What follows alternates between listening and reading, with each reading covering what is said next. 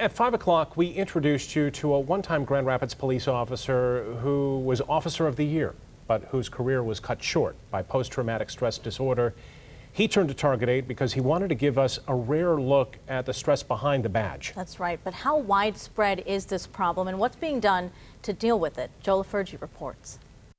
He was Grand Rapids Police Officer of the Year in 2008. There's the best of times and there's the worst of times on that wall. But the stress of the job took its toll on Gene Tobin. First came the killing of fellow officer Robert Bobby Kosminski in July of 2007. Then, nearly 4 years to the date, Tobin was among the first officers on the scene at a home where Roderick Danzler began his bloody killing spree. And they called me in and said, "Gene, what's going on?" I said, I'm fine. I'm going through this divorce. I'm fine.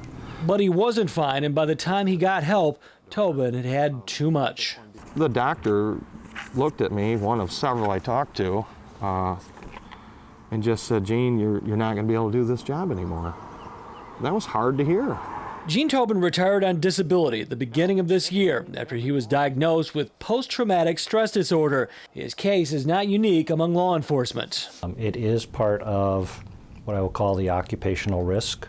Dr. Robert Wolford is a cop turned counselor, the chief police psychologist for Michigan State Police. Wolford spent over a decade as an officer in Illinois.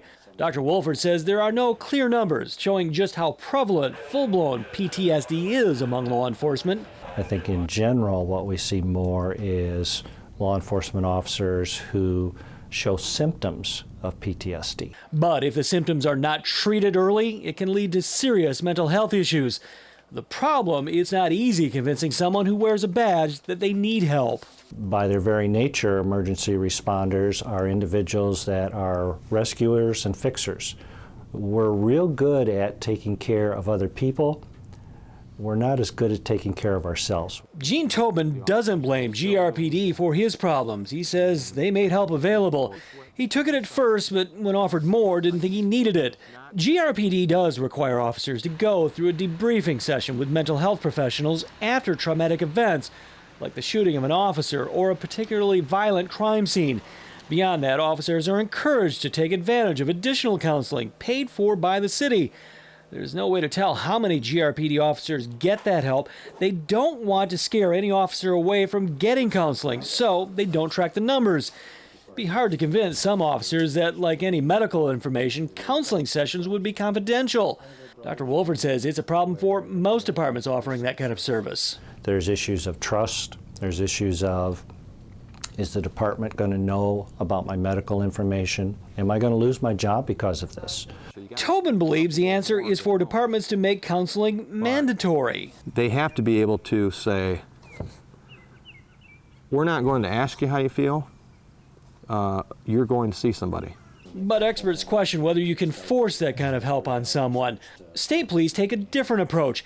Mental health professionals are part of MSP's culture. Like physical fitness, mental fitness is part of the training. Dr. Wolford says recruits learn how the job can impact their mental well-being. They're introduced to department psychologists at the academy, and fellow troopers encourage others to use those services. So when an officer is involved in a shooting, before we even offer the debriefing, another trooper will have called them who has been in a shooting before and said, "The docs are going to be calling you and offering you a debriefing. Go, it's a good thing." That, according to Dr. Wolford, is one key to MSP's success in treating the symptoms of PTSD before they become a bigger problem, before they derail a career. The key is early intervention and early help. You can't let it fester. In Grand Rapids, Joe LaFergie, 24 Hour News 8.